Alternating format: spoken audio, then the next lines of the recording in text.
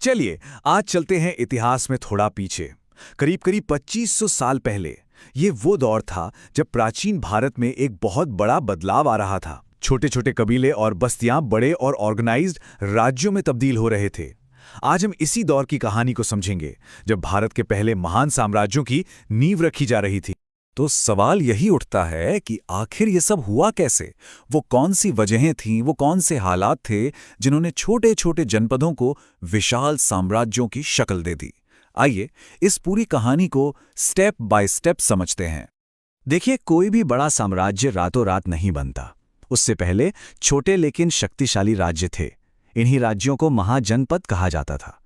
तो सबसे पहले ये जानना जरूरी है कि ये ताकतवर राज्य आखिर वजूद में आए कैसे। तो ये महाजनपद शब्द का मतलब क्या है? बड़ा आसान है। इसे तोड़ने पर मिलता है महा और जनपद। जनपद का मतलब था लोगों के रहने की जगह। सोचिए, एक छोटा सा कबीलाई इलाका, और जब यही छोटे इलाके फैलकर बड़े और ताकतवर हो गए तो उनके नाम के आगे लग गया महा यानी महान, और बस ये बन गए महाजनपद। अब यह इतना बड़ा बदलाव आया कैसे?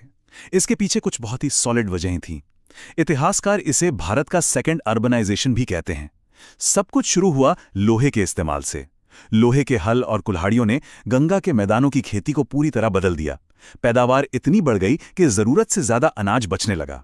इसी सरप्लस अनाज से व्यापार शुरू हुआ, लेन देन के लिए सिक्के चले और नए नए शहर बसने लगे।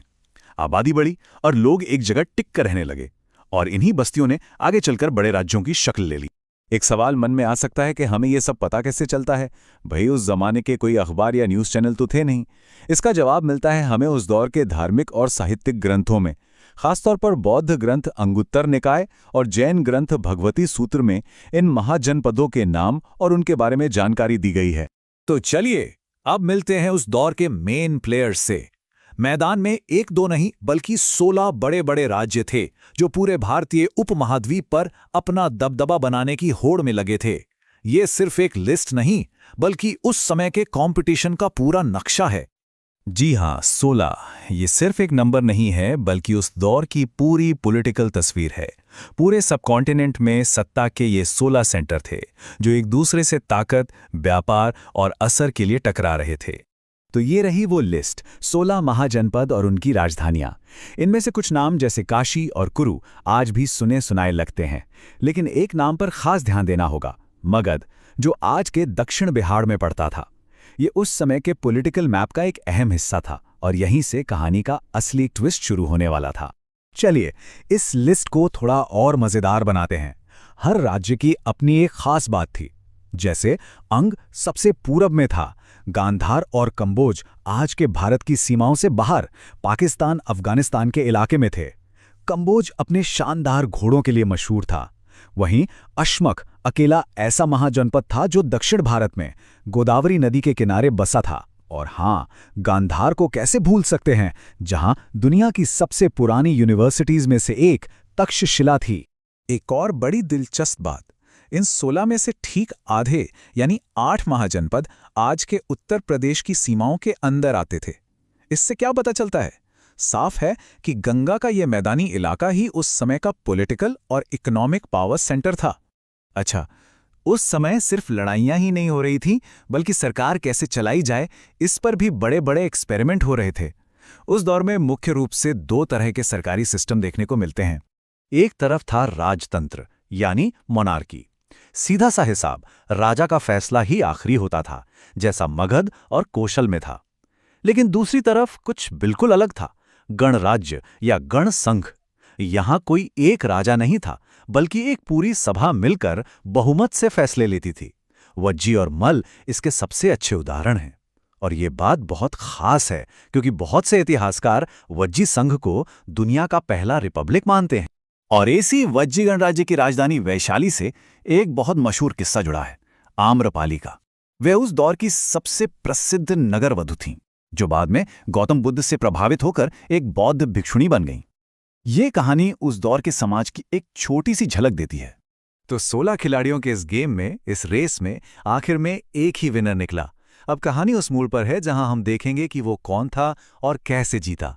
और ये इस कहानी का सबसे बड़ा सवाल है, आखिर 16 ताकतवर राज्यों के बीच मगध ही क्यों?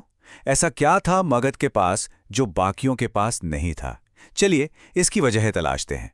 देखिए, मगध की जीत कोई इत्तेफाक नहीं थी। उसके पास एक विनिंग फॉर्मूला था। पहला, उसकी लोकेशन कमाल की थी, गंगा के उपजाऊ मैदान। दूसरा, जमीन के नीचे छिपा खजाना यानी लोहा, जिससे बने उस दौर के सबसे आधुनिक हथियार। तीसरा, नदियों पर कंट्रोल, जो व्यापार और सेना दोनों के लिए हाईवे का काम करती थीं।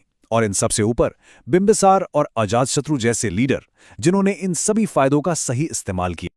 मगध सिर्फ अपनी ताकत के दम पर ही नहीं जीत रहा था, वो दिमाग से भी काम ले रहा था।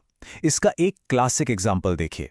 जब उसके दुश्मन राज्य अवंती के राजा प्रद्योत बीमार पड़े, तो मगध के राजा बिंबिसार ने दुश्मनी भुलाकर अपना सबसे अच्छा डॉक्टर जीवक को उनके इलाज के लिए भेज दिया। ये थी असली डिप्लोमेसी। तो चलिए अब बात करते हैं कि इस पूरे दौर का हमारे इतिहास पर असर क्या पड़ा, इसकी विरासत क्या है। असल में महाजनपद काल भारतीय इतिहास का वो फाउंडेशन है जिस पर आगे की पूरी इमारत खड़ी हुई। इसी दौर ने मौर्य जैसे विशाल साम्राज्य के लिए राजनीतिक और प्रशासनिक जमीन तैयार की। इसने व्यापार, सिक्के और शहरों का वो सिस्टम बनाया जो सदियों तक चला। और सबसे बड़ी बात, ये वही दौर था जब बौद्ध और जैन धर्म जैसे महान विचार पनपे और पूरे भारत में फैले। तो इस दौर ने एक चैंपियन तो दे दिया, मगध। पर यह कहानी का अंत नहीं था। ये तो एक नई और भी बड़ी कहानी की शुरुआत थी।